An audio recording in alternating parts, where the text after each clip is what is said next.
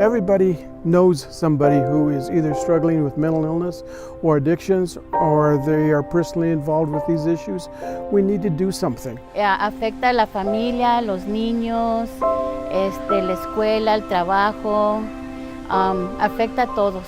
One of my best friends was like straight A's, gonna be valedictorian, super involved, like seemed like her life was perfect. She took her own life about a year ago. So I was most closely affected by this when my son took his life. My mother, when I was fairly young, was diagnosed with depression. When I was 23, she committed suicide. And very strong woman in my life. And I miss her dearly. And I wouldn't want anybody to go through that.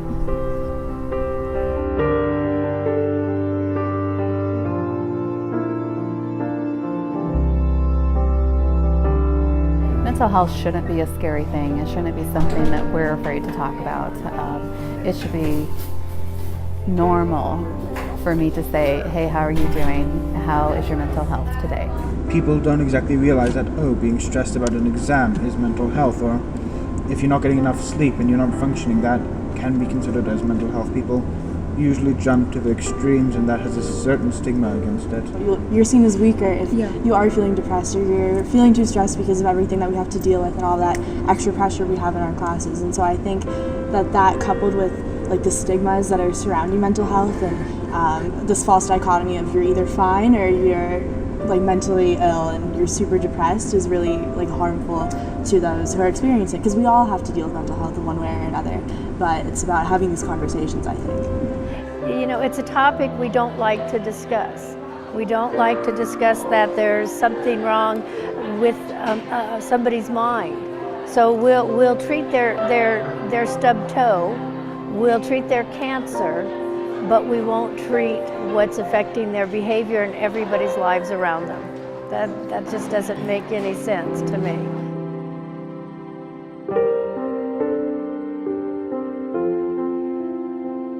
It's really easy to pass a judgment or put an assumption on someone with a mental illness that we're just trained to watch for the signs, and it goes much, much deeper than that. I think that we should really start addressing mental disabilities very similarly to physical disabilities. Just because you can't see it doesn't mean it isn't there, and it doesn't mean it can't be changed. Share because you care. So when you see something and it's amiss, when you see something and it just doesn't, it's just not falling in line, we need to understand that we need to share that with whoever we need to share that with, because we care not only about that person, but we care about our entire community.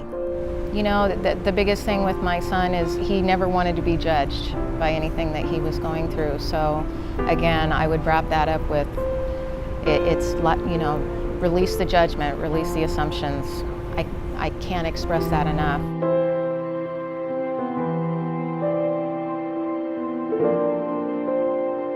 I've seen that recovery is possible, and my son actually had a couple of years of stability. And then he fell off when the program ended and then had a relapse. And during a 6-month period, he was hospitalized 8 times at 7 different facilities throughout Colorado. So locally, we really just don't have, we have some incredible resources, and it was really good for me to know that recovery and stability is possible. But over the long term, we need more than what we have. And having to have my child transferred around the state of Colorado and how that impacted us as a family, it's just devastating.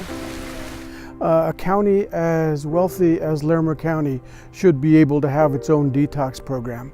We do not. People who need detoxification need to go to Greeley or Denver. We can do better than that in Larimer County. What we need, I think, is a place where a person can be stabilized for more than 3 days, which is the typical permissible admission to a mental health hospital. In addition to being preemptive as much as possible, there has to be immediate resources available for the community.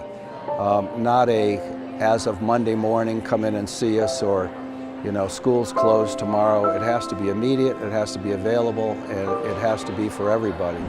I think that we have a part-time professional at our school, but they're not advertised at all. I wouldn't know how to access them. I haven't heard of them. It's only when I've done research that I've found out, hey, we actually do have somebody who's there 2 days a week. Sí necesitamos más. Más bien digo yo, la educación para educar a la gente de la enfermedad mental. ¿Qué es el bipolar? ¿Qué es la depresión? Porque mucha gente nomás oye, esa persona tiene una enfermedad mental, pero no comprende qué es la enfermedad. No es algo de que uno tiene que tener miedo o de que tiene que no platicar con esa persona. I think we have an opportunity to really look at our community and what kind of a community we want to have. Do we want to have a community where we take care of people, or do we have to send people to other communities? We need to wake up, people. We need to stop pretending like this isn't happening right here. We have a reputation for being one of the best counties to live in the state of Colorado, and probably in multiple states. But this is an important part that we're missing of the picture, and we need to really stop, pull our heads out of the sand and take a closer look at it and find out what we can all do as individuals.